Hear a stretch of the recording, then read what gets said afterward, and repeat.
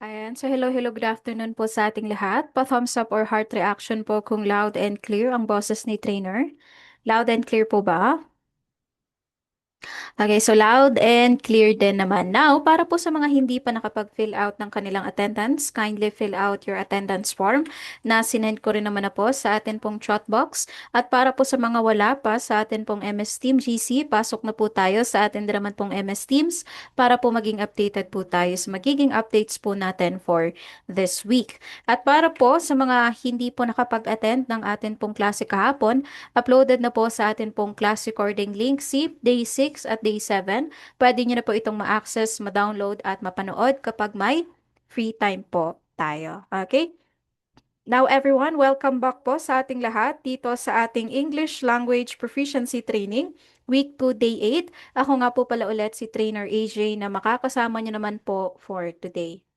Now, kahapon, napag-usapan po natin si consonant sounds, voice at voiceless consonants. For today, we are going to talk about parts of speech din naman. Pero bago yan, kindly turn off your microphones to avoid noise and distractions sa atin pong mga participants. If you have any concerns, questions, or clarifications, you can message me din naman po sa atin pong chat box. Okay? Now, for the objective for today is to understand and practice some aspects of English grammar. Now, pag sinasabi po natin, everyone, na parts of speech in English, parts of speech are the different categories or types of words that serve specific roles in a sentence, and there are 8 main parts of speech, each with its own function.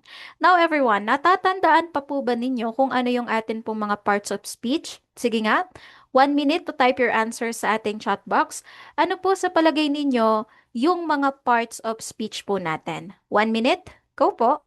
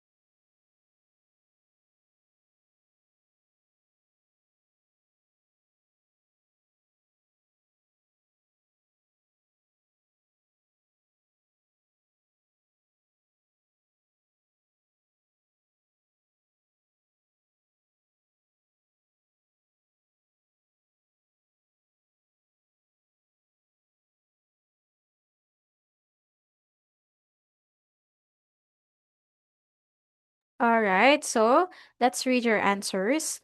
Sabine Fritz, verb, adjective, adverb, noun, pronoun. Maribeth Irony, Rodame, verb, adjective. Josephine, nouns and pronouns. Maria Teresa, noun, pronouns, verb, adverb, adjective. Fritz, noun, pronoun, verb, adjective, adverb, preposition, conjunction, and interjection. So, tama din naman, di ba? Pag sinabi natin parts of speech, tumutukoy ito sa noun, pronoun, verb, adjective, adverb, preposition, conjunction, and interjection. Now, unahin na nga po natin dito si noun. A noun is a word that functions as the name of some specific thing or set of things, such as living creatures, objects, places, actions, qualities, states or existence, or ideas. Sa madaling salita, ang noun ay pangalan ng tao, bagay, hayop, lugar, at pangyayari. At meron din naman po tayo ditong iba't ibang klase ng noun. Unahin na nga po natin dito si proper noun. Pag sinabi nating proper noun, ito yung specific na pangalan ng isang tao, bagay, lugar. Ayan. So, a proper noun always begin with a capital letter no matter where they appear in a sentence. So, nasa unahan, nasa gitna, or nasa dulo man siya ng sentence, hindi po nagbabago ang ating proper noun. Ang ating proper noun pa rin is nasa capital letter. Now, can you give me some example naman po ng mga proper noun? Ano-ano po yung mga proper noun na alam po natin? Ay, yung mga specific na pangalan na alam po natin. Sige nga.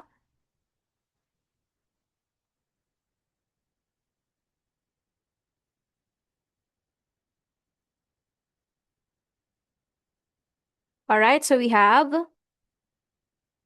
Arnold, Fritz, Manila City. How about the others? Ano yung mga specific? Anong name of person? Anong mga names yan? Can you give me some example? Fruit, common noun po yan. Press, common noun po yan. President, common noun. First name, anong klaseng first name? January, ayan. Another example. Ano yung mga specific? So dito, mostly, nakikita natin kahit saan yung proper noun, di ba? Pagkagising natin sa umaga, patayin natin yung electric fan. Anong pangalan ng electric fan natin? Hanabishi or Itachi, di ba? Patayin natin si electric fan, Hanabishi. And then, lalabas tayo magkakape. Ano yung kape natin? Nescafe, Kopiko, ganon. Tapos, maliligo tayo. Gagamit tayo ng sabon. Ano yung sabon na gamit natin? Safeguard. Lalabas tayo ng bahay. Mamamasyal. Ano yung makikita natin sa labas? SM, Robinson, Starbucks, Jollibee, McDo, Mang Inasal. Yan po ang tinatawag natin na proper noun, specific na pangalan. Okay? So for example ng proper noun, we have Gale, Paris, Coca-Cola, Amazon. Pag sinabi natin na proper noun, ito ay tumutukoy sa specific na pangalan ng isang tao, lugar, or bagay. Diba? Another one, Manila, Philippines, Tagaytay, Baguio, Korea, Japan. Yan yung mga proper noun po natin. Next is common noun. Pag sinabi natin ng common noun, ito ay general name for a person, place, thing, or idea. Common nouns are not capitalized unless they appear at the beginning of a sentence or as part of a title. So pag sinabi po natin na general, pag sinabi natin na common noun, tumutukoy ito sa general name, pangkalahatang pangalan. For example, city, dog, teacher, book. Can you give me some example naman po ng common noun po natin?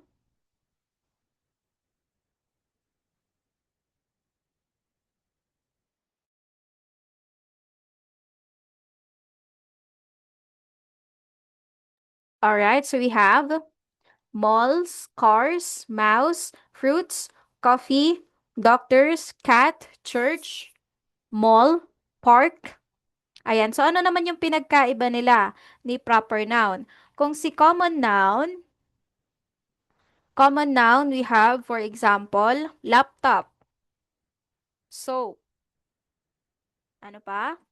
We have car, mall, fruit, doctor, coffee, cat, church. Ayan. So, for example, ang common noun natin is laptop, soap, car, mall, fruit, doctor, coffee, cat. Yan yung mga common noun natin. Now, ano naman po ngayon yung ating proper noun para sa mga ito? Yung ating proper noun sa mga ito, ano yung pangalan ng laptop? Acer. Ano yung pangalan ng soap? Dove. Ano yung pangalan ng car? Toyota. Ano yung pangalan ng mall? SM. Ano yung pangalan ng fruit? Sabihin na lang natin na jackfruit. Doctor. Doctor Martinez. Coffee. Anong pangalan ng coffee? Kopiko. Anong pangalan ng pusa? Mochi. Anong pangalan ng church? Saint Augustine Church. So yan po, ang pinagkaiba din naman ni common noun at proper noun. Kung si common noun, tumutukoy po to sa general name. Kapag naman proper noun, specific na pangalan. Okay? So, yan din naman. So, wag po tayong malilito. Ang proper noun natin ay laging nagsisimula sa capital letter. Ang common noun natin nagsisimula sa small letter, pero pwede po itong maging capital letter kapag ito ay nasa umpisahan ng sentence or kapag ito ay ginagamit as part of a title. So, yan din naman po si proper at si common nouns. Now, let's talk about countable nouns. Pag sinabi nating countable nouns, ito yung mga bagay na kaya po nating bilangin isa-isa. Okay, lahat ng nakikita natin sa paligid na kaya nating bilangin isa-isa, ang tawag natin dito ay countable nouns. So, can you give me some example naman po ng countable nouns? Okay, for example, meron tayong cars, apples, books, houses. Yan yung countable nouns din naman po natin. Okay? So we have tree, house. How about the others? Ano yung mga kaya nating bilangin? Pencil. Ano pa? Cellphone, computer, tissue, headphone, keys, madami, fruits, flowers, colors, chairs. Ayan si countable nouns naman. Next, pag sinabi naman po natin na uncountable nouns, ito yung mga bagay na hindi po natin kayang bilangin isa-isa unless ito ay nasa isang lalagyan, nasa container, nasa sako, nasa plastic, or kinikilo. Ano yung mga bagay na hindi po natin kayang bilangin isa-isa? Can you give me some example?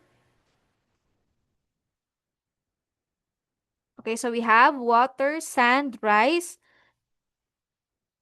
oil, hair, rice, grains, sugar, leaves, water, people, fruits, milk, rain, hair, sugar, oil. Ayan. So, yan din naman, di ba? So, we have here water, air, rice, knowledge. Another one, clouds, mountains, grass, trees. Hindi natin ito kayang bilangin. I mean, leaves. Di ba? Hindi natin ito kayang bilangin isa-isa. Alright? Next, let's have collective noun. Pag sinabi natin collective noun, ito yung tawag sa isang grupo, collection of people, animals, or things considered as a single unit. In other words, a collective noun represents multiple individuals or items as one entity. For example, ano ang tawag natin sa 1,000 soldiers? Sige nga, ano ang tawag po natin sa 1,000 soldiers? Army, platoon, mas konti po ang platoon. Battalion, 'di ba? Ang tawag natin sa 1,000 soldiers ay battalion or legion. Okay? Now, ano naman po ang tawag natin sa 3,000 soldiers?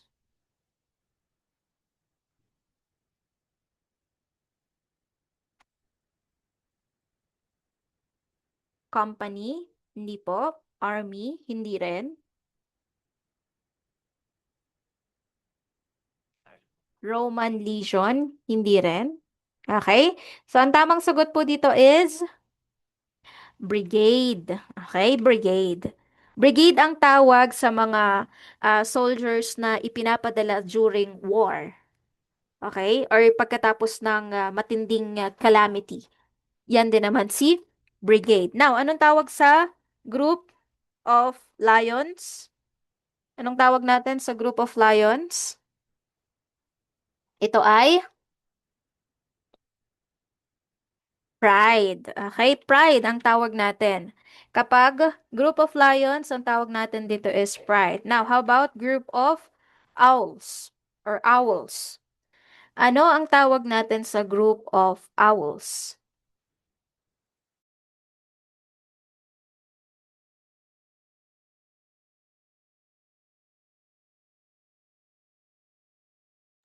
Alright, so ito ay parliament. 'Di ba? Parliament. Ano naman ang tawag natin sa group of crows? Ano ang tawag natin sa group of crows? Murder. Ba? Murder. Ano naman tawag natin sa group of bees? Group of bees. Anong tawag natin? Ito ay swarm or swarm of bees. 'Di ba? So yan din naman po ang ating collective nouns. Ito ang tawag sa isang grupo ng tao, grupo ng hayop, and they are considered as a single unit. Can you give me some example naman po ng ating collective noun aside from these examples?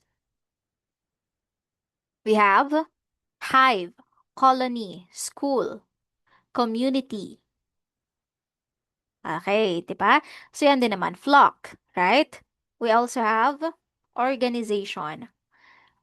So good job with that. So we also have team. Team red, team yellow, team blue, herd, herd of sheep, collection, collection of bags, collection of cars, family, Bautista family, flock, flock of birds, bunch, bunch of people.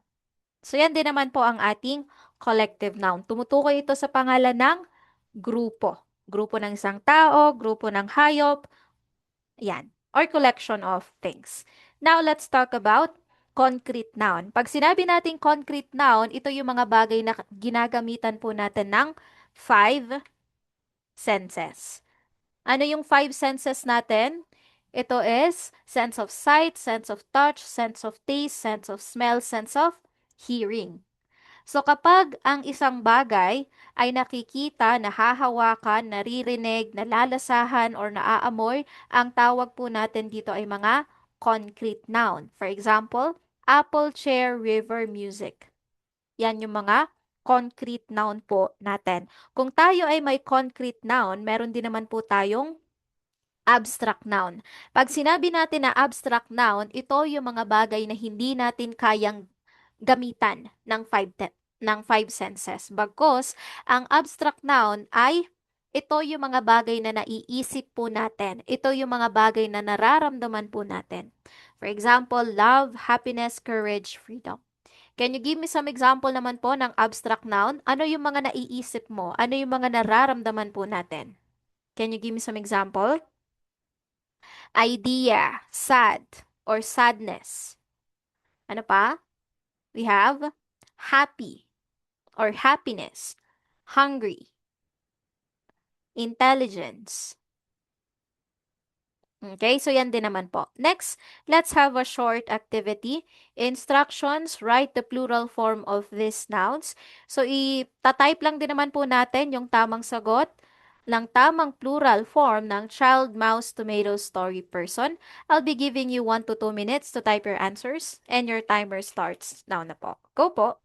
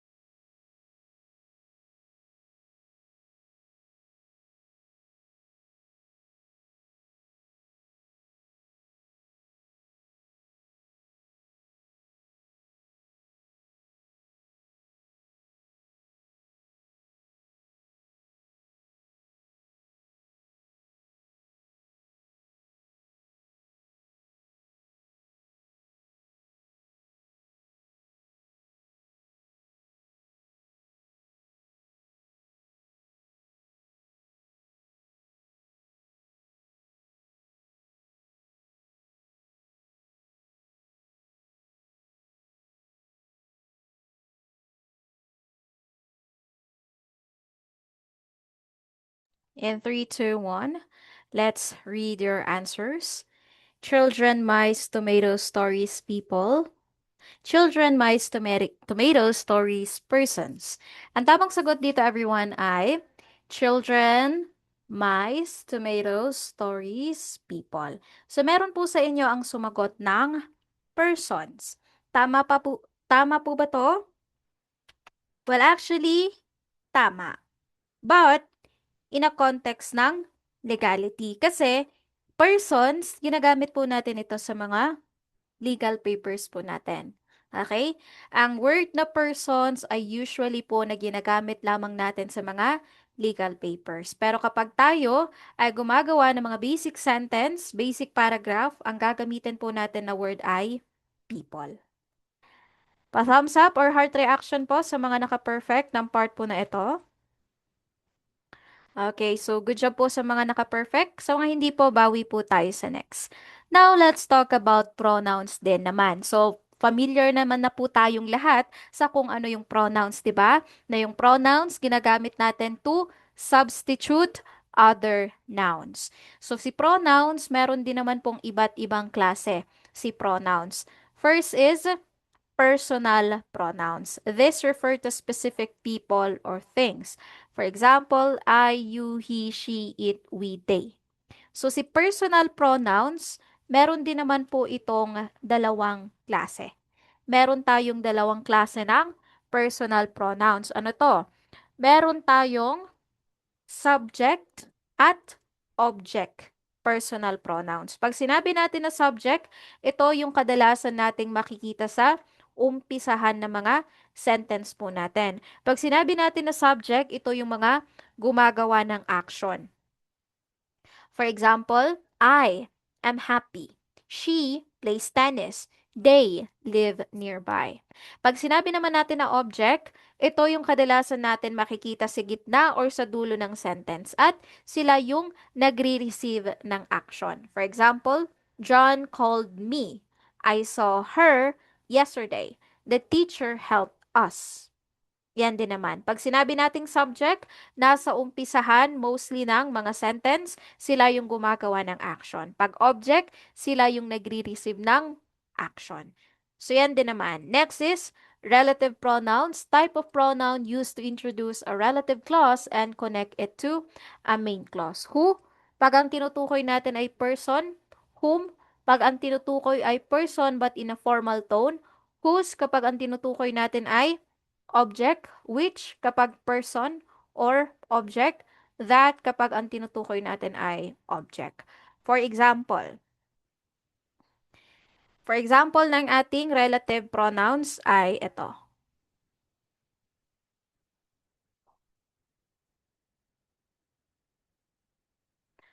Okay, the boy who won the race is my brother.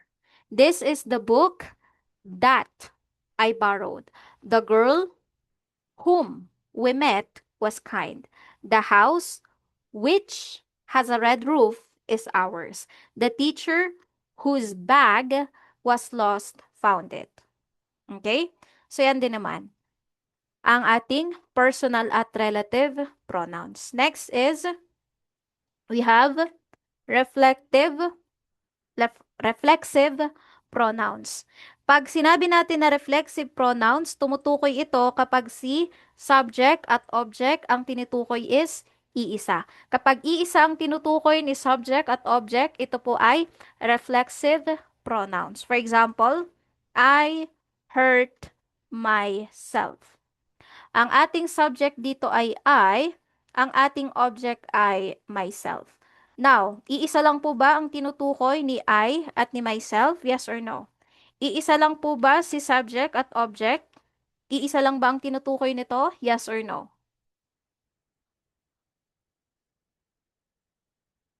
Yes, 'di ba? Iisa lang din. Kapag iisa lang din naman ang tinutukoy ng ating subject at object, ang tawag po natin dito is reflexive pronouns. I, myself, he, meron din, he, himself, they, themselves, ayan. So, yan din naman po yung mga halimbawa ng reflexive pronouns po natin. Next is, we have possessive pronouns. Pag sinabi natin possessive pronouns, tumutukoy po ito sa pagmamay-ari. Like for example ng ating possessive pronouns ay ito. This pen is mine. Is this notebook yours? The blue car is his. The idea was hers. The victory was theirs. Possessive pronouns tumutukoy sa pagmamay-ari. Demonstrative pronouns, tinutukoy yung ating subject kung ito ba ay singular or plural subject at tinutukoy nito kung gaano kalapit or kalayo yung ating subject. For example, this, tumutukoy ito sa singular subject na nasa malapit, that singular subject na nasa malayo, these plural subject na nasa malapit, those plural subject na nasa malayo. Again, this tumutukoy sa singular subject na nasa malapit, that singular subject na nasa malayo, these plural subject na nasa malapit, those plural subject na nasa malayo.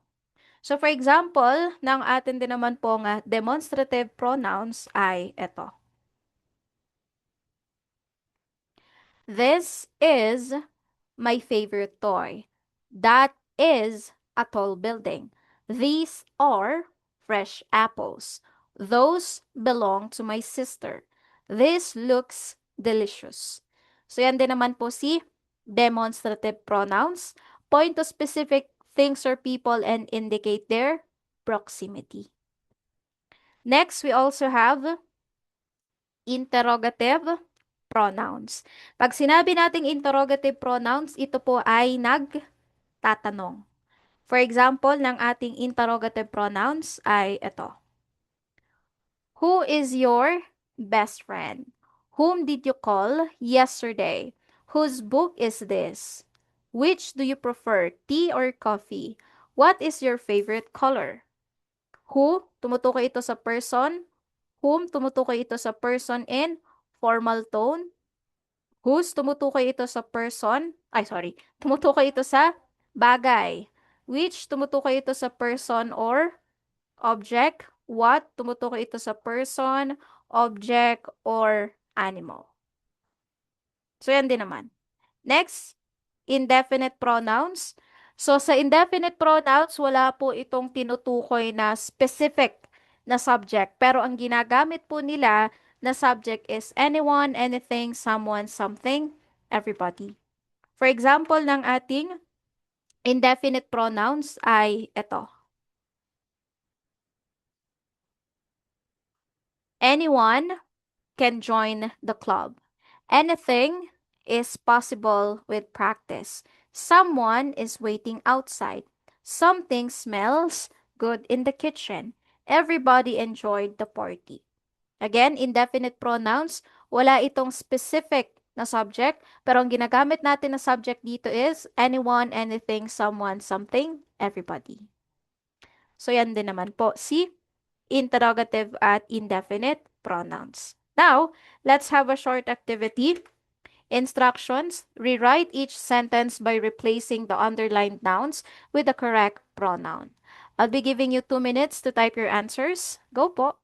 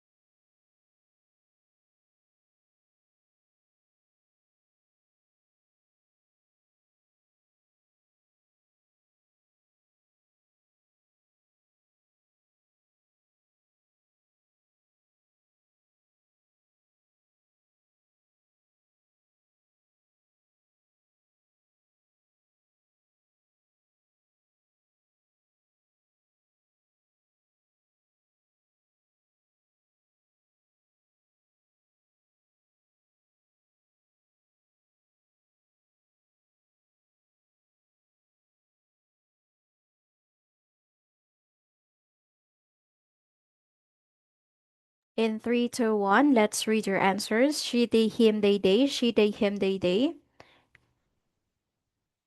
She, they, him, they. Hindi mahanap ang activity. Nasa screen po natin yung activity. Okay? Yung activity po natin is itong nasa screen po mismo. Okay? So, dito din naman, let's check your answers. Anna loved to read books. Anna loves to read books. Anna is a girl, so she loves to read books. Number 2, the boys played basketball. Ang ating subject dito ay plural, kaya naman, they played basketball. Next, I saw Mr. Cruz at the mall. Mr. Kaya naman, I saw him at the mall. The cat and the dog are sleeping. Ang ating subject dito ay plural. Kaya naman, they are sleeping. 5, my parents gave me a gift. Ang ating subject dito ay plural. Kaya naman, they gave me a gift. Pa-thumbs up or heart reaction sa mga naka-perfect ng part po na ito. Okay, so good job po sa mga naka-perfect. Sa mga hindi naman po, bagbi po tayo sa next. Now, let's talk about adjective. Pag sinabi po natin na adjective, basically, ito po yung mga describing words. Dinedescribe nito si noun. Kung kanina, si pronoun is ginagamit natin to substitute a noun, ang ating adjective ay dinedescribe po nito si noun. Si adjective, meron din naman po itong iba't ibang klase. First is descriptive adjectives. Pag sinabi nating descriptive adjectives, tumutukoy po ito sa itsura, character ng isang noun. Okay? Pag sinabi nating descriptive adjective, tumutukoy ito sa itsura, sa character ng isang noun. For example, tall, beautiful, red, old, soft, shiny. Quantitative adjectives, tumutukoy naman po ito sa bilang ng isang subject. For example, some, many, few, several, all, much, little. Okay? So dito, wag po tayong malilito kapag sinabi nating descriptive at quantitative. Kasi si descriptive tumutukoy sa itsura, si quantitative tumutukoy sa bilang. Now, for example, makakita tayo ng ganitong sentence. Ilan po sa palagay ninyo ang ating adjective sa sentence na ito? She has 2 beautiful dresses. Ilan po ang ating adjective sa sentence na ito?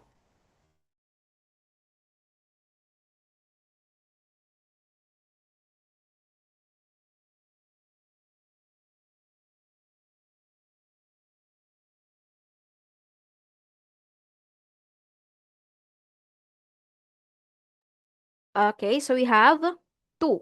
Diba? Two. Ano yon? She has 2 beautiful dresses. Two, ito yung ating quantitative. Beautiful, ito yung ating descriptive. Sino yung tinutukoy na 2 beautiful dresses? Yan yung ating noun din naman. Okay, so ganun po siya. Again, descriptive, character or itsura ng noun. Quantitative, bilang ng ating subject. Next, demonstrative adjectives point out specific things or people. They indicate the relative position of the noun in relation to the speaker. This, singular subject na nasa malapit. That, singular subject na nasa malayo.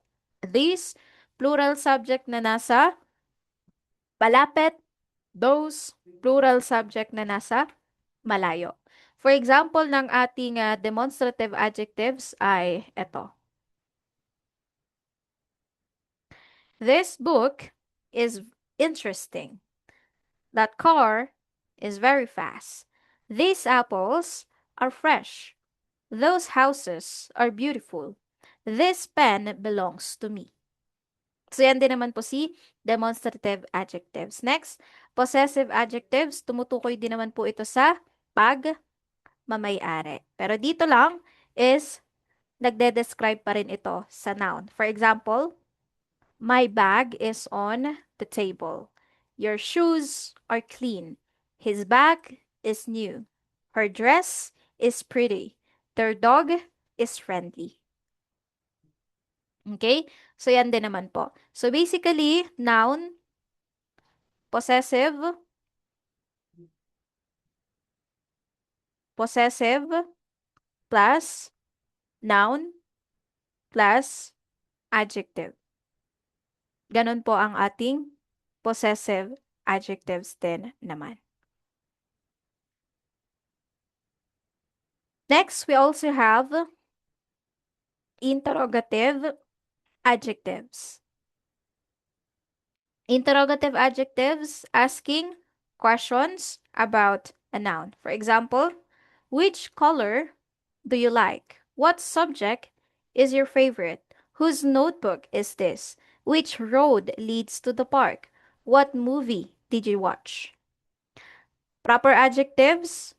Si proper adjectives, halos kaparehas lang naman ito si proper noun na nagsisimula sa capital letter. Pero pag sinabi natin na proper adjectives, tumutukoy po ito sa nationality, religion, or other specific origins ng isang tao, ng isang bagay. For example, American, French, Canadian, Shakespearean. Can you give me some example naman po ng proper adjectives?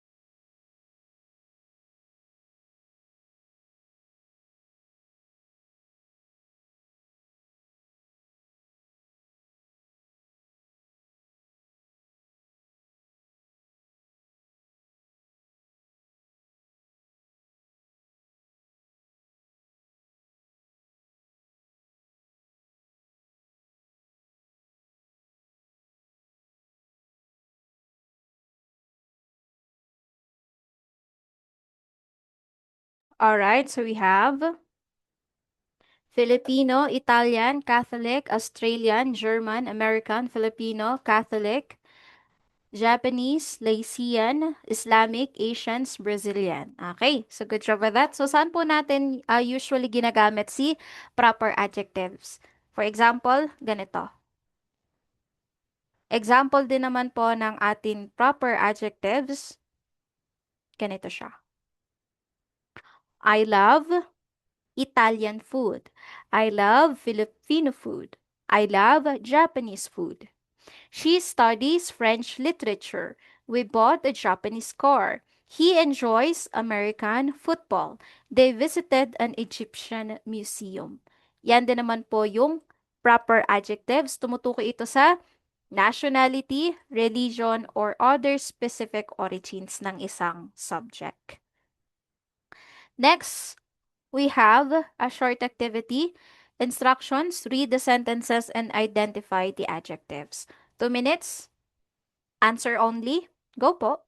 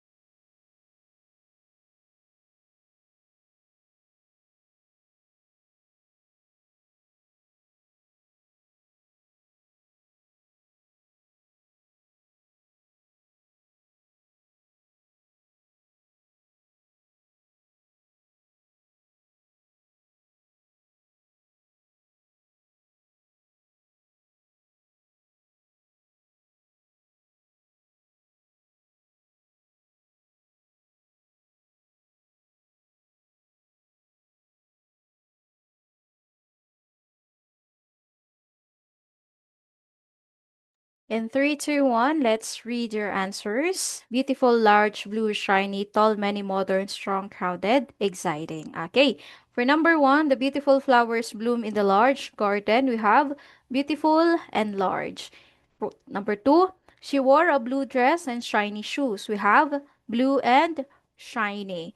Number 3, the tall building has many modern apartments. We have tall and many modern. 4, his strong voice was heard across the crowded room. Strong and crowded. Number 5, we watched an exciting movie last night. We have exciting. Pa-thumbs up or heart reaction sa mga naka-perfect ng part po na ito. Okay, good job po sa mga naka-perfect. Sa mga hindi po, bawi po tayo. Sa next. Now, let's talk about verb din naman.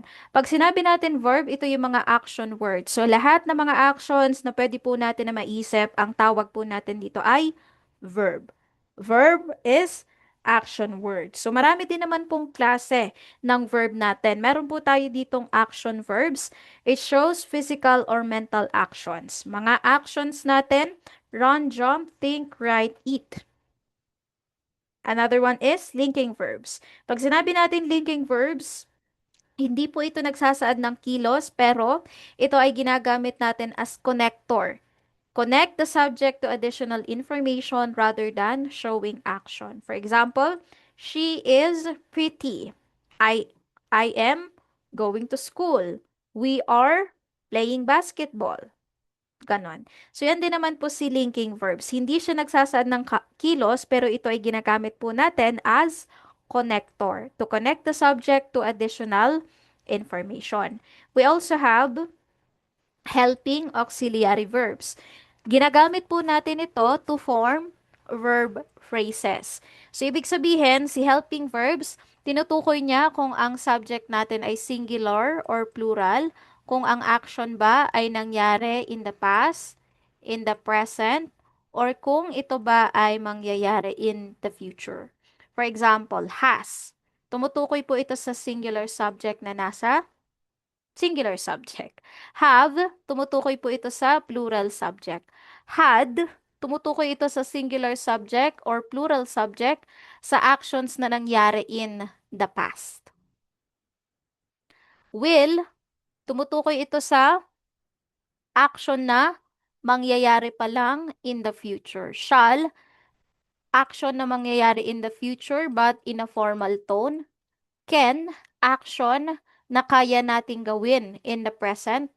Could, action na kaya nating gawin in the past. May, action na may possibility na mangyayari. Might, action na hypothetical, pwedeng mangyari or pwedeng hindi mangyari. Yan yung helping auxiliary verbs natin. Next, we have transitive verbs. Transitive verbs require a direct object to complete their meaning. For example, buy, give, send.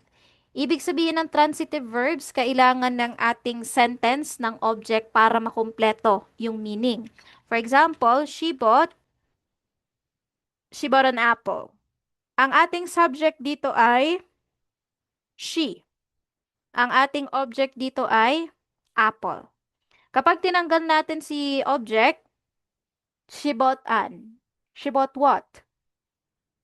Diba? So, hindi po nakukumpleto without the object. Kaya, kailangan natin ng object para makumpleto yung sentence po natin. Yan si transitive verbs. Next, intransitive verbs. Kabaliktaran naman nito si intransitive verbs, si transitive verbs kasi si intransitive hindi na nito kailangan ng direct object to complete the meaning. For example, go to sleep. Take a seat. 'Di ba? So hindi na po nito kailangan ng direct object as it is na itong intransitive. So, yan din naman po si helping auxiliary verbs. Transitive, require direct object. Intransitive, do not require direct object. Now, speaking of verb tenses, meron po tayo ditong iba't ibang tenses din naman. Pag sinabi nating verb tenses, tumutukoy po ito kung yung action ba is nangyari na, nangyayari, or mangyayari pa lang. Now, let's start with your present tense. Pwede po kayong maglabas ng mga notes kasi dito sa ating screen ay magsusulat po ako ng solution kung paano po tayo makakagawa ng mga ganitong klaseng sentence. Sa present tense natin, pag sinabi nating present tense, ito yung mga actions na nangyayari ngayon. Describes action happening now or general truths. So, meron din naman po tayo ditong iba't ibang klase ng present tense. We have simple present. Kapag sinabi nating simple present, tumutukoy po ito sa araw-araw na nangyayari. Ito yung mga hobby na ginagawa po natin. For example, she writes a diary. Paano tayo makakagawa ng ganitong sentence? First is you need to identify your subject. Kung ang ating subject ay singular, ang verb po natin dito ay may S or ES. Ano yung mga verb na may S or ES? Goes, plays, buys, walks, eats. Lahat na may S or ES sa dulo, yan po ang ating verb S or ES. Now, kung ang ating subject dito is plural, ang verb po natin ay base verb. Ano yung mga base verb? Go, play, walk, eat, cook. Basically, walang S, walang ES sa dulo. Alright? Now, for example, Anna cooks adobo. We play basketball. He goes to school. Yan din naman po ang ating simple present. Pag sinabi nating simple present, ito yung mga kadalasan natin nakikita, ito yung mga hobby na ginagawa or considered as universal truths. Next is present continuous. Pag sinabi naman natin na present continuous, ito naman po yung mga actions na kasalukuyang nangyayari. Ano yung mga nangyayari ngayon? You are listening. We are having a training. So, araw-araw ba na nangyayari yung training? Araw-araw ba? Forever? Hindi. Diba? Kaya tayo merong present continuous. It describes an action happening right now. Solution, subject plus is, am, are plus verb ing. For example, she is writing a letter. Anna is cooking adobo. We are playing outside.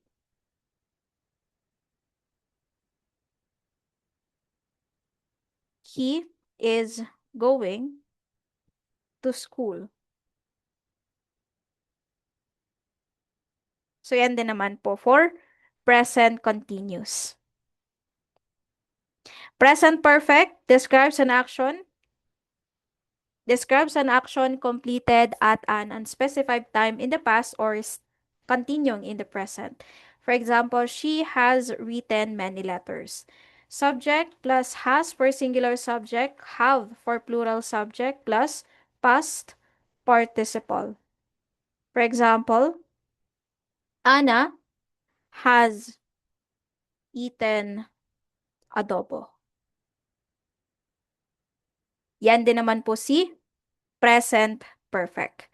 Next, we have present perfect continuous. Describes an action that started in the past and is still ongoing. For example, she has been writing for an hour. Subject plus has for singular subject, have for plural subject, plus been plus verb ing. For example, Anna has been cooking adobo for an hour. So, yan din naman po ang pagkakaiba ng ating simple present. Okay? Now, that is your present tense. Kung meron tayong present tense, meron din naman po tayong past tense. Past tense, basically, tumutukoy po ito sa mga actions na nangyari na. For example, we have simple past. It describes a completed action in the past. For example, she wrote a letter yesterday. Subject plus verb in past form. I went to Korea last year. Yan ang ating simple past.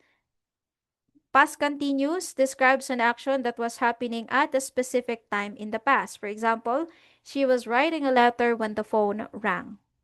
Subject plus was for singular subject, were for plural subject, plus verb ing, plus when, and then you specify the past action. For example, Anna was cooking adobo when her mom came. Past perfect describes an action completed before another past event. For example, she had written the letter before I arrived. Subject plus had plus past participle plus before, and then you add another past action. Subject, for example, Anna had eaten adobo before her brother arrived. Next, past perfect continuous describes an action that was happening before another past action. For example, she had been writing for an hour before I arrived. Subject plus had been plus verb ing plus for an hour, for 2 weeks, for 3 months, plus before. And then you add another past action. For example, Anna had been eating adobo for an hour before her brother arrived. So yan din naman po ang ating past perfect continuous. So bakit halos pare-parehas yung sentence na ginagamit ko? Para po makita po natin kung ano yung pagkakaiba. 'Di ba? Kaya pare-parehas na Ana, cooking, adobo, yun yung mga ginagamit ko para makita po natin kung ano yung pagkakaiba po ng atin po mga sentence. Ano yung pinagkaiba ni past continuous, past perfect, and past perfect continuous. Kay past continuous, 'di ba? Ana was cooking adobo when her mom came. Past perfect, Ana had eaten adobo before her brother arrived. Past perfect continuous, Anna had been eating adobo for an hour before her brother arrived, diba? So, yan din naman po yung ating past tense. Kung meron tayong past tense, meron din naman po tayong future tense. Future tense, ibig sabihin, ito yung mga actions na mangyayari pa lang. So, we have simple future, expresses an action that will happen. For example, she will write a letter tomorrow. Subject plus will or shall plus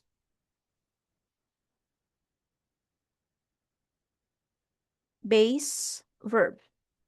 For example, I will go to Japan next year.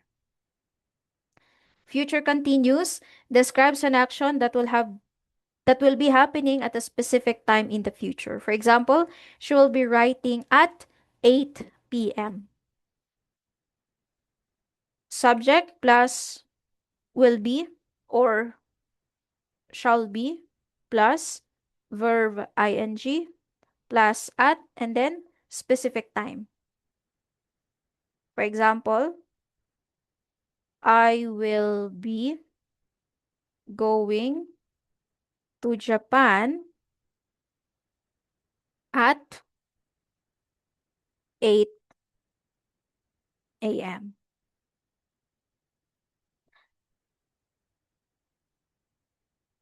Next, we have future perfect. Describes an action that will be completed before a specific future time. Oops. For example, she will have written the letter by tomorrow.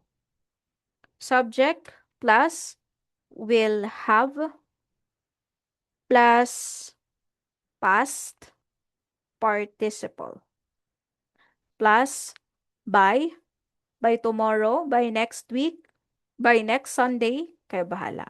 Future perfect continuous describes an action that will have been happening for a period of time before a specific point in the future. For example, she will have been writing for an hour by 9 p.m. Subject plus will have been plus verb ing plus for plus by. For example, I will have been teaching at CV for an hour for 3 months by December. So yan din naman po ang ating future tense. Pag sinabi nating future tense, tumutukoy ito sa mga actions na mangyayari pa lang in the future. Now, let's have a short activity din naman. Sa ating activity, you are going to complete the table by filling in the past, present, and future forms of the given verbs. So, ang ilalagay po natin dito, everyone, is simple past, simple present, at simple future. I'll be giving you 2 minutes to type your answers and your 2 minutes starts now na po. Go po!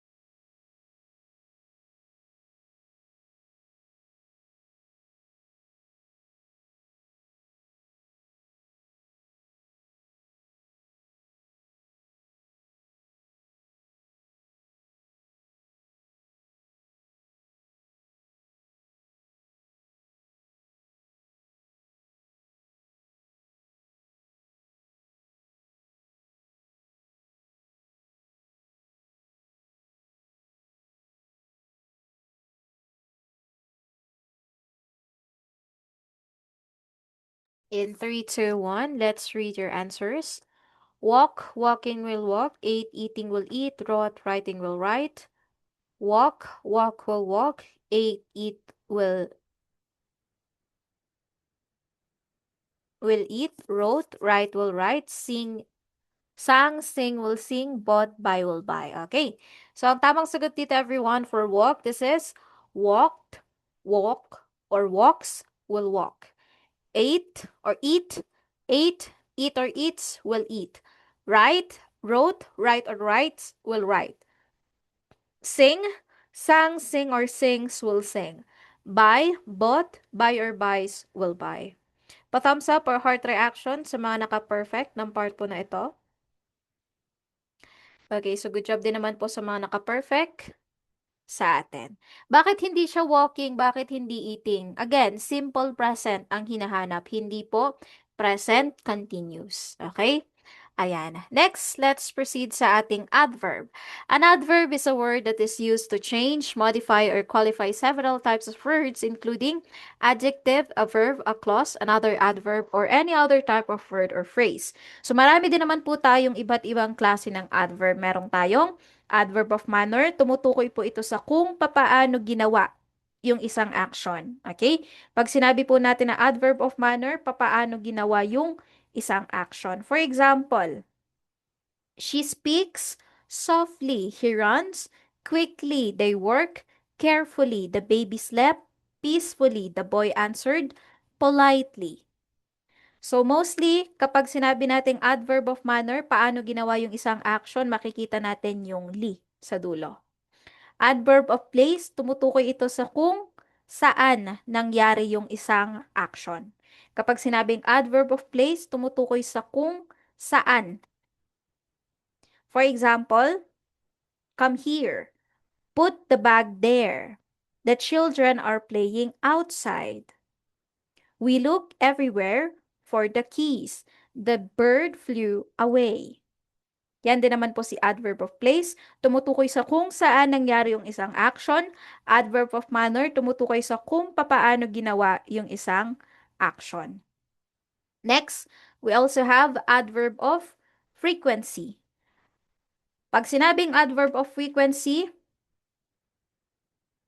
pag sinabi nating adverb of frequency, tumutukoy ito sa kung gaano kadalas ginagawa yung isang action. Adverb of frequency, gaano kadalas ginawa yung isang action. For example, I always brush my teeth before bed. She usually walks to school. We often visit our grandparents. They sometimes watch movies together. He never eats spicy food. Adverb of frequency, tumutukoy kung gaano kadalas ginawa ang isang action. Adverb of time, tumutukoy sa kung kailan ginawa yung isang action. For example, I am busy now. We went to the park yesterday. She will call you soon. We can discuss it later. They are traveling tomorrow. Yan din naman po si adverb of time, tumutukoy sa kung kailan nangyari yung action. Now, let's proceed sa ating short activity. Instructions. Choose the correct adverb to complete each sentence. I'll be giving you 2 minutes to type your answers. 2 minutes. Go po.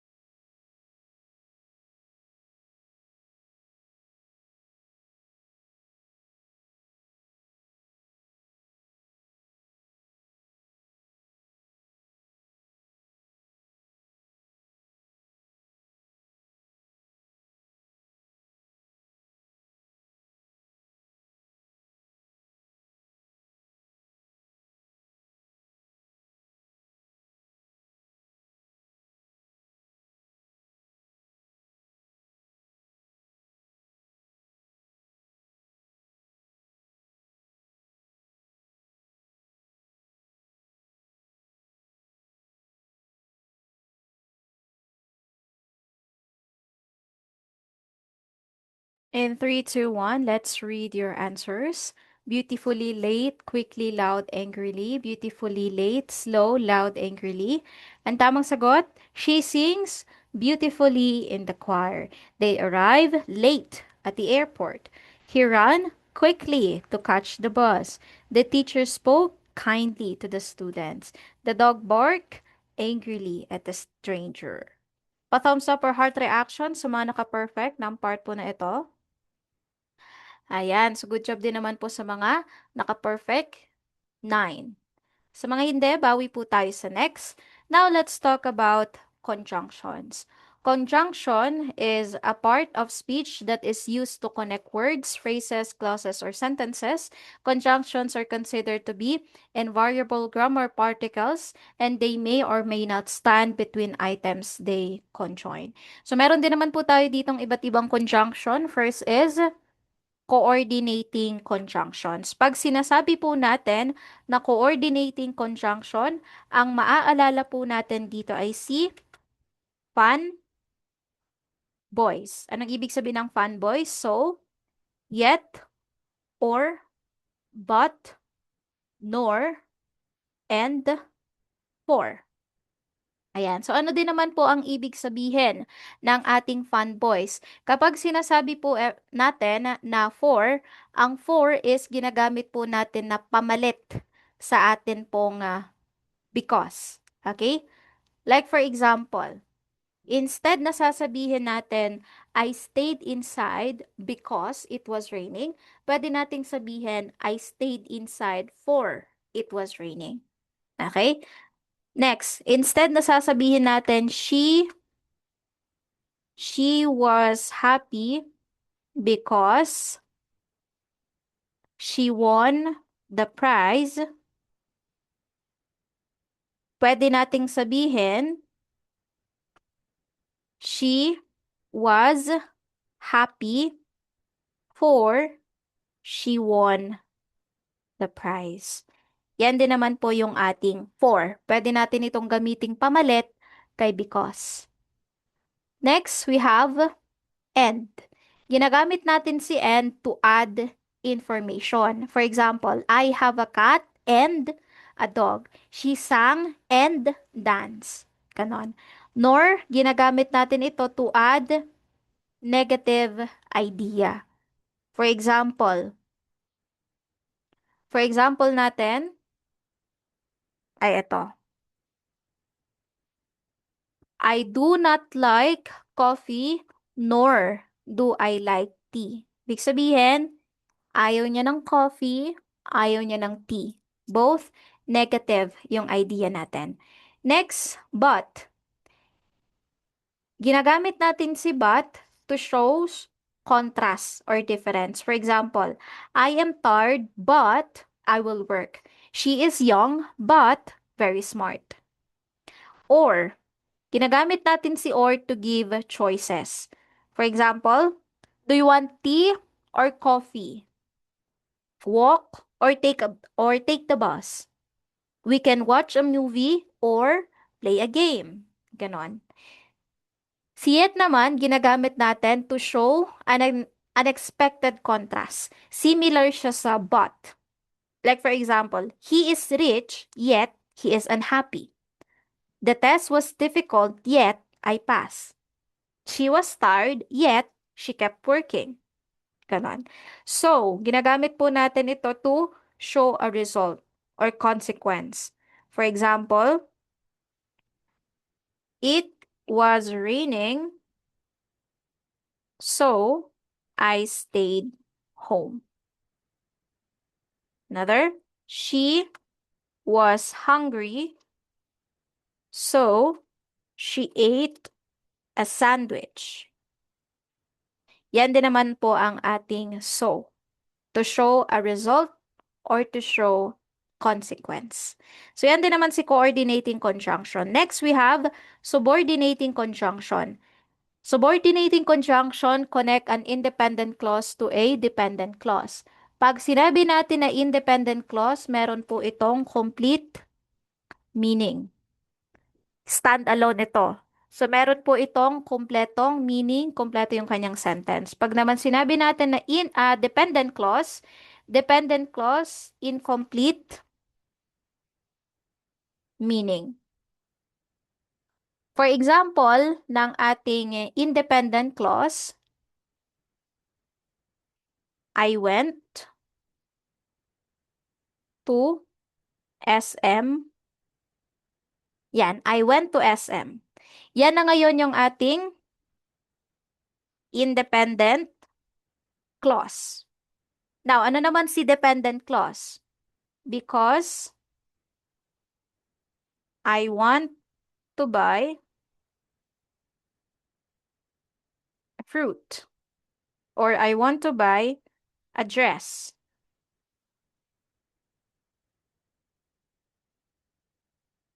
Ito din naman po ang ating dependent clause. So, wala siyang kompletong sentence because I want to buy a dress. So what? 'Di ba? Now, pag kailangan ng kailangan nating i-connect itong si dependent clause kay independent clause para ma-kompleto yung meaning niya. So, pag pinag-connect natin itong dalawa, I went to SM because I want to buy a dress. So, yan na ngayon ang ating kompletong sentence din naman. 'Di ba? Another example, yan ito. For example,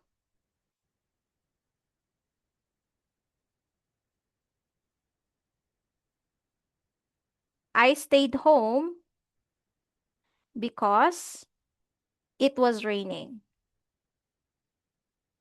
Ano ang ating independent clause po dito? Sa sentence natin, I stayed home because it was raining. Ano ang ating dependent clause? Independent clause, rather, sorry. Ito ay, ang ating independent clause, I stayed home. Ang ating independent clause ay, I stayed home. Independent clause. Ano naman ang ating dependent clause? Ito ay because it was raining. Now, papaano natin malalaman kung ito ay isang dependent clause? Malalaman natin na ito ay isang dependent clause kapag ang sentence natin is nag-uumpisa sa because, although, since, unless, while. Okay?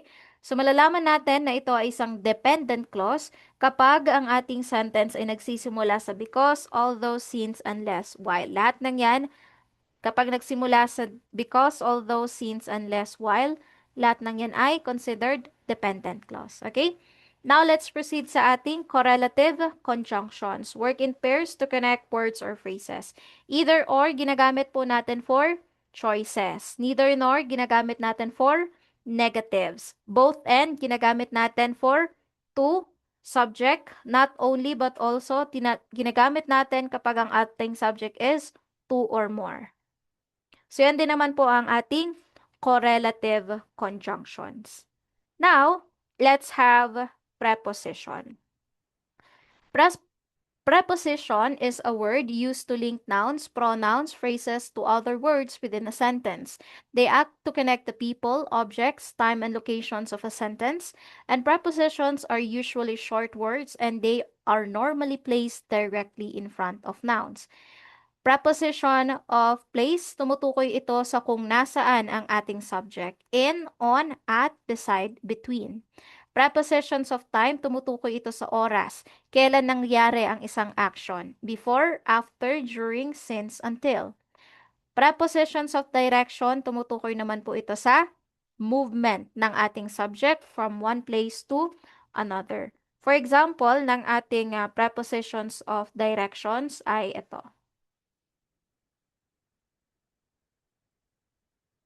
For example,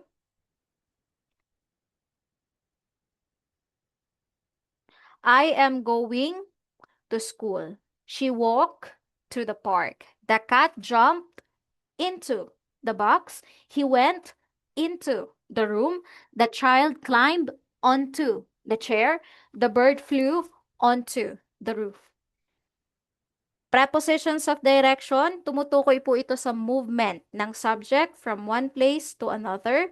Prepositions of time, tumutukoy kung kailan nangyari yung isang action. Prepositions of place, nasaan ang ating subject. Now, let's have a short activity din naman.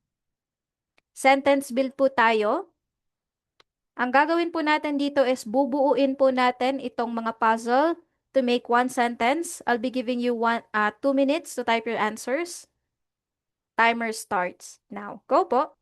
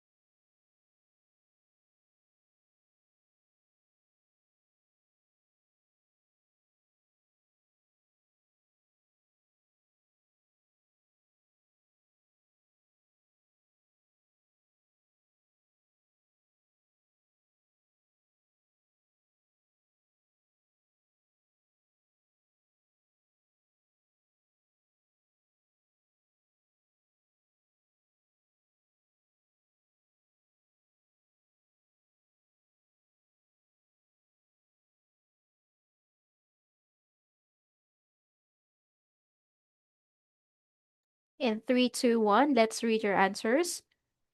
Can we meet at the corner of Main Street? Can we meet in the corner of Main Street? Okay. So, let's check din naman. Ang tamang sagot po ay, can we meet at the corner of Main Street? So, bakit po hindi ito in? Bakit hindi po on? Well, meron po tayo ditong chart. So, tignan po natin yung chart na ito. Kapag kapag preposition in, ang tinutukoy po natin dito is pangmalawakan, pangmatagalan. General, kumbaga. Pag ang tinutukoy natin ay centuries, decades, years, months, and weeks, in ang ginagamit. Kapag naman sa location, like country, city, neighborhood, in ang gagamitin. Kapag gusto po natin na mas specific, kapag may month, may date, may year, on. May 7, 1964, on. Pag ang tinutukoy natin ay days, weekend, on ang gagamitin. Kapag naman streets or avenues, on ang gagamitin.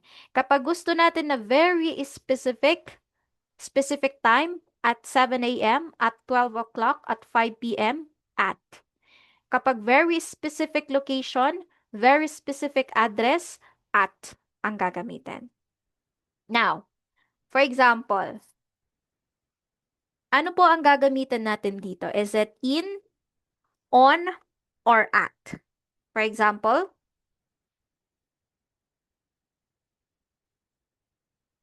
ano po ang tamang gamitan dito? Is it in, on, or at?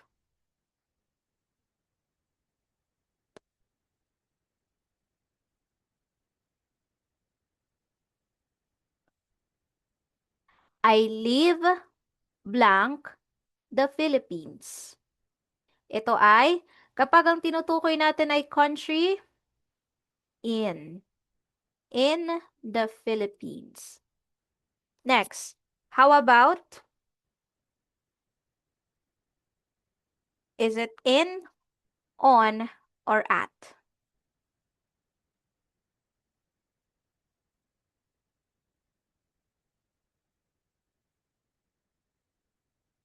Alright, majority ng sagot ay in. Yes, tama din naman. In Benguet. Next, ano naman kapag sinabing Burnham Park? Is it in, on, or at?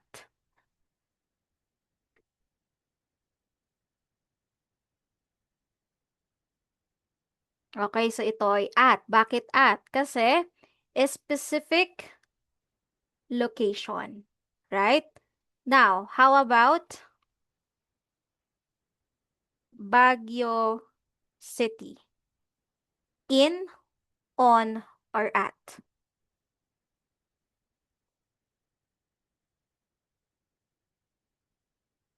Okay, so this is in. Diba?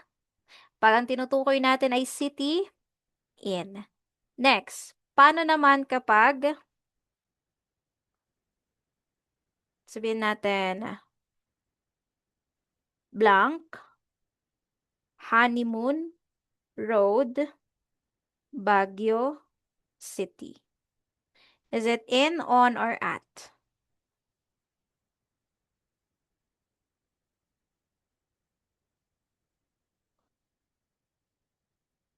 Okay? Majority ng sagot at.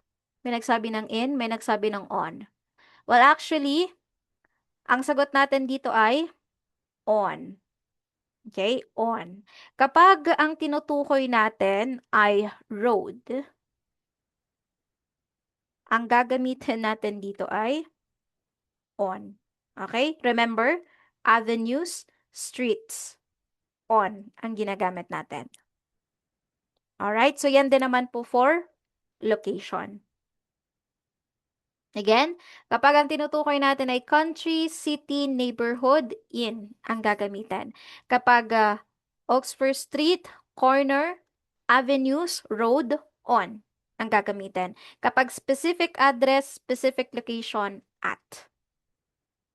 Now, dito din naman po sa ating time.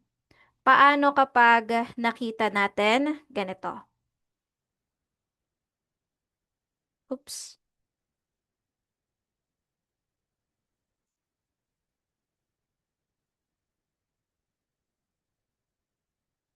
For example, I was born blank 2005. In, on, or at?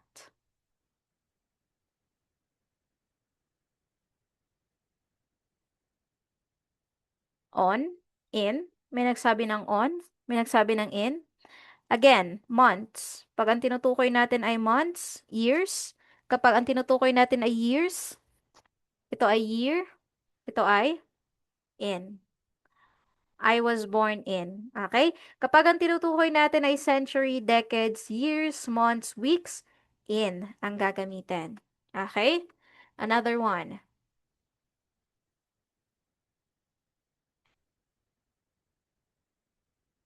School starts blank September. In, on, or at?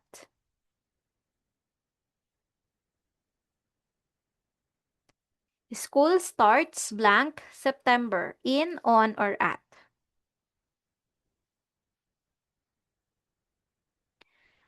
So ito ay, ang tinutukoy nito ay month. Months, in. School starts in September. Okay? Another one. Let's have another example.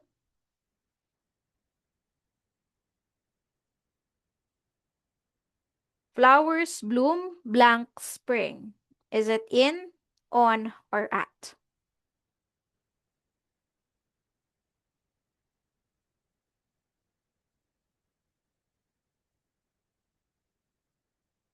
On. Dami nagsabi ng on, may nagsabi ng in. Ang tamang sagot ay in. Kapag ito ay tumutukoy sa season, in din po ang gamit natin. Okay? Kapag ito ay tumutukoy sa season, centuries, decades, years, months, weeks, days, weekend, season, in. Okay? Ayan. Next.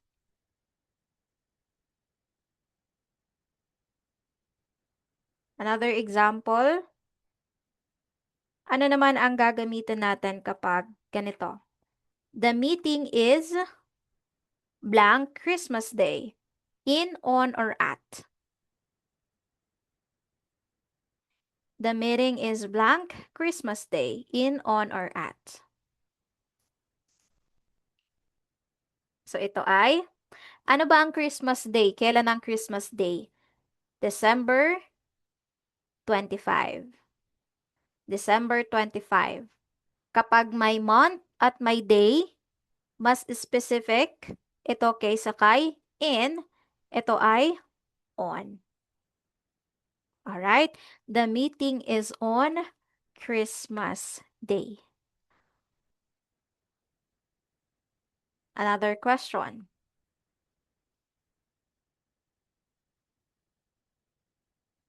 Let's say, the movie starts blank noon. In, on, or at. The movie starts blank noon. Alright, so specific, at. The movie starts at noon. So, yan din naman po ang ating preposition. Another, last.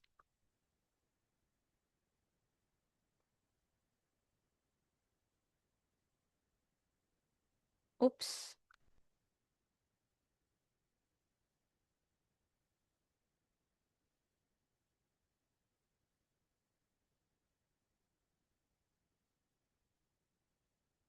Alright, last one. We have class blank Monday is in, on, or at. We have class blank Monday in, on, or at. You have class on. Okay? Kapag ito ay tumutukoy sa araw, on.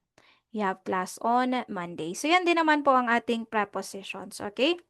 Alright. Now, let's proceed sa ating interjection. Interjection, basically, tumutukoy po ito sa emotion. It expresses emotion. We have here interjections of joy. Kapag tuwang-tuwa, anong sinasabi? Wow! Hooray! Yay! Interjections of surprise. Wow! Ay, what? Whoa! Kapag interjections of pain, kapag nasasaktan, anong sinasabi? Ouch! Ow! Yan din naman. Interjections of joy, surprise, and pain. Next, we have interjections of disgust. Pandidire. Kapag nandidire, anong sinasabi? Yuck! Ew! Interjections of greeting. Kapag nakita si best friend, anong sinasabi? Hello! Hi! Interjections of doubt. Kapag hindi tayo sure sa sinasabi? Well, ganon. So, yan din naman po yung mga interjection natin. It expresses emotion. Now, let's have a short activity. Instructions. Choose the correct interjection to match the feeling in each sentence. I'll be giving you 2 minutes to type your answers. 2 minutes. Go po.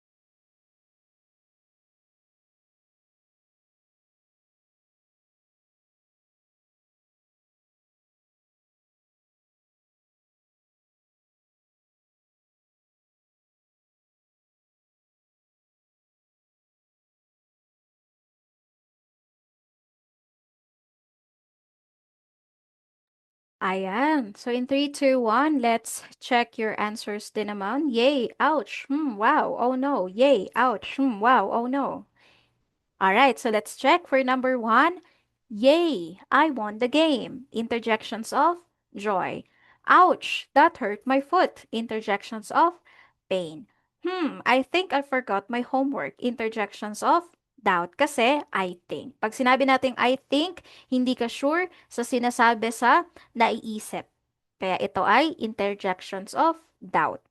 Wow, that view is amazing. Interjections of surprise. Oh no, the glass just broke. Interjections of surprise. Okay? Ayan. So, yan din naman po si interjection. Pa-thumbs up or heart reaction sa mga naka-perfect ng part po na ito. Okay, so we have 6. Good job po sa mga naka-perfect at good job din naman po sa lahat ng nakipag-participate sa atin ngayong gabi. Okay. Now everyone, dyan na nga po nagtatapos ang atin din naman pong day 8. Bukas, pag-uusapan din naman po natin si subject-verb agreement. Pero bago tayo tuluyan umalis, para po sa mga hindi pa nakapag-fill out ng kanilang attendance, kindly fill out your attendance form na sinend ko rin naman na po sa atin pong chat box. Sa mga wala pa po sa atin pong MS Team, GC, pasok na po tayo sa atin pong MS Team para po maging updated tayo sa magiging updates po natin for this week. At para po sa mga hindi nakapag-join ng ating klase kahapon, uploaded na po sa atin pong class recording link si Day 6 and Day 7. Pwede niyo po itong ma-access, ma-download at mapanood kapag may free time po tayo. Okay? So, ayan. So, thank you guys so much for your participation for today. See you again tomorrow for our Day 9. Same time, same link. Wala po sanang mawawala. If you have any concerns, questions, or clarifications, you can message me din naman sa ating MS Team GC. Again, thank you everyone. Have a blessed Wednesday to all of us. See you again tomorrow and goodbye po.